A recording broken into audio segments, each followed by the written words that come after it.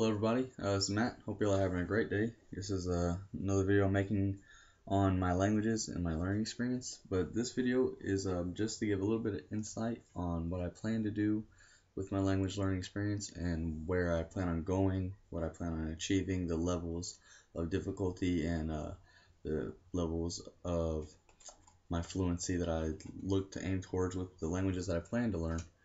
And I made a list here. I've made three lists: a list of the languages I'd like to learn, a list of the way that I will learn the languages that fits me best, I believe, and then the list of difficulty that I would like to learn the language on. And there's four levels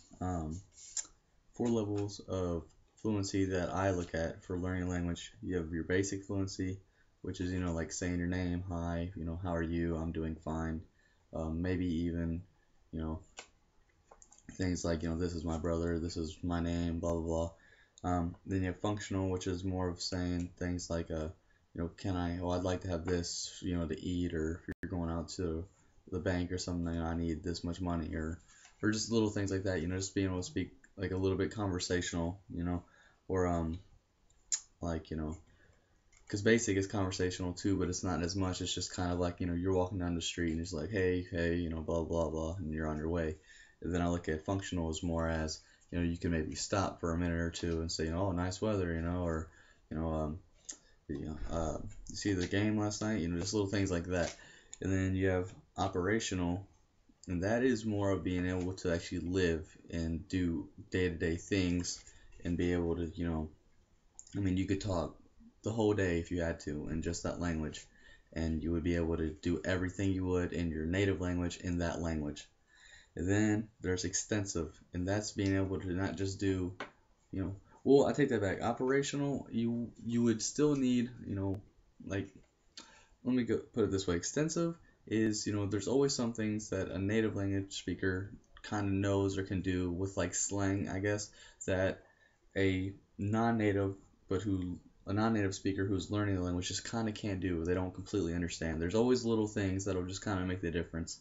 And being extensive is being able to know not all, but for the most part, those little things. So you almost become a native speaker yourself. So I made a list of the languages that I would like to learn, and this is the order that I decided I probably want to learn them in. Now I base this off of how difficult they are. Maybe some aren't even as difficult, just for maybe motivational reasons to maybe help me motivate myself to keep going, or things just like I'm really into culture. Like I said, if you've seen my I'm Matt video, cultural reasons, just things I'm interested in and whatnot. So this is the pattern on which I plan to learn them so far. This will probably change, I'm sure, and I'm not just going to probably do them all one at a time. I'm sure I'll do two at a time, then move on, two at a time, then move on, but this is how it goes. Italian and German are first, then you have Frisian, Esperanto, Swedish, Norwegian, Icelandic, Spanish, Dutch, Irish, Afrikaans, Danish, Breton or Cornish. I believe it said that they're pretty much the same, but Cornish is revised or something like that. Latvia, Welsh, Gaelic, Scottish, Romanian, Greek, and Russian. Oh, I meant to put after Esperanto, I meant French, then Swedish, and that is where I've got it so far. And then for the level of difficulties with each language, this is what I have that I would like to try to achieve. With Italian, I'd like to be operational, if not extensive, but operational would be nice. German, I would like to be operational. Frisian, functional would be fine. Esperanto, functional is fine. Maybe even in between, a little bit of the mid between operational and functional.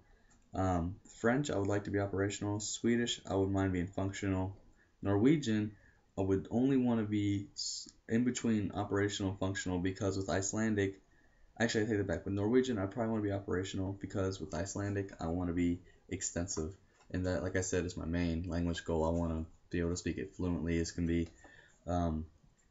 And yeah, so I believe, with the Norwegian being operational, I would be able to learn Icelandic a little bit easier. But I'm kind of curious about that, because I have a friend, or not exactly a friend, but I have a friend who's got a foreign exchange student, and they are from Norway. They speak Norwegian, and I asked her to help me with my Norwegian so I can learn Icelandic. She said it's funny because Icelandic speakers can understand Norwegian, but Norwegian speakers can understand Icelandic. So I don't know, but hopefully it'll help somewhat, maybe with grammar. And then Spanish, I would like to be operational. Dutch, I would like to be functional. Irish, I'd like to be functional. Afrikaans, I would like to be operational. Danish, functional. Breton or Cornish, I would like to be in between functional, operational. Latvia, I was thinking of functional or in between. Welsh, functional. Scots Gaelic, operational. Romanian, operational. Greek, operational. Russian, operational. So for the most part, most of them are operational. Actually, I take that back. Greek, I would like to be in functional, and Romanian functional, but Russian may be operational. And yeah, that is how I have them listed down for how I would like to have them learned for the most part. And my method that I use to learn languages for the most part is it's pretty simple. It just kind of works for me. It's really a lot of immersion. I feel like if you don't get into it, you won't learn. You will learn, but it makes it harder almost. I think if you kind of seclude yourself to just doing grammar 24/7. I mean, I do a lot of grammar too, but the way I do it's different. So first thing I think is most important is to start speaking it. But even more than speaking it, I think is listening to it. Like, because you have to have your mind to get into the method of hearing the differences. Because when you first hear something, with the foreign exchange students we have, I can say from experience, when I talk to them as an American, in English, I have to talk really slow and I have to say everything really, really independent. And it's the only way they can pick up on it. But when I'm speaking naturally and fluently like this, even though I do speak a little fast anyways, it's hard for them to keep up with it, and it really kind of makes things difficult. So hearing it is a big part. You got to get your ears into it. They got to be able to tell the differences. Kind of every language kind of has a rhythm, like a bit of a flow to how they pronounce things, depending on how many consonants they use, or how many vowels they might use, or how they pronounce them, things like that, alliteration almost. So and during that process, when I start speaking it, I want to learn small phrases and single word responses. It's been with small phrases and like single word responses. If somebody says something like we're walking, this is the basic area. We're walking. Oh, hey, how are you? Oh, I'm great. Just kind of just keep going on. Or how are you? Oh, I'm doing fine. How about you? Oh, I'm good. Weather's nice today. Yeah, it's okay. And then just kind of get on. Things like that. That's kind of between the basic operational. So, and while I'm doing this, I work on the grammar. Now, this is important because when you first start, you might not know the full sentence. If you have a whole sentence here. But if you can pick out little individual things and kind of notice, like, oh, well, it says, when this is put here, this will change into this. Oh, well, that's there, and look, it changed. So, yeah, you start picking up on those things, and that's how I do it. I start to pick up on the little grammars individually. And then I pretty much continue this pattern and get more and more phrases down, more and more words. And then as I go, my grammar will get better too.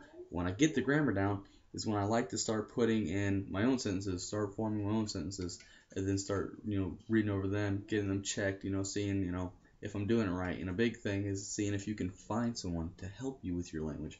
See if you can find someone you could talk to who can be like, well, you're saying that kind of right, but it would be more natural to say this, or that's a little bit too over the top. You're kind of adding too much, or too less, and so on and so forth.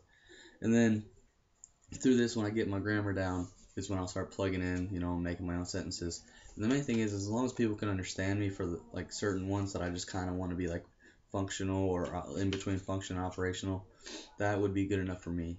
As long as you can understand, I'm good. It's kind of like the 80-20 method, and then through the whole thing, the biggest part is just immersion, just listen a lot. Like, you have to listen and listen and listen, because, you could say it as much as you want, but if you can't have it done back to you, it's like, it's really difficult to pick up on. So when I'm learning German with my friend Eric, he helps me a ton, but he always tells me to listen to things and we'll speak a lot, and I could say, something to him and he could respond back, and I might be like, well, what was that? Like, the other day, I said, he said something to his sister, and so family speaks it, and he said something to his sister, and I was like, what did she say? I thought she said, I don't mean, because she said, ich nicht, she said, ich nicht weiß, and I thought she said, ich nicht heiß, and heiß means, you know.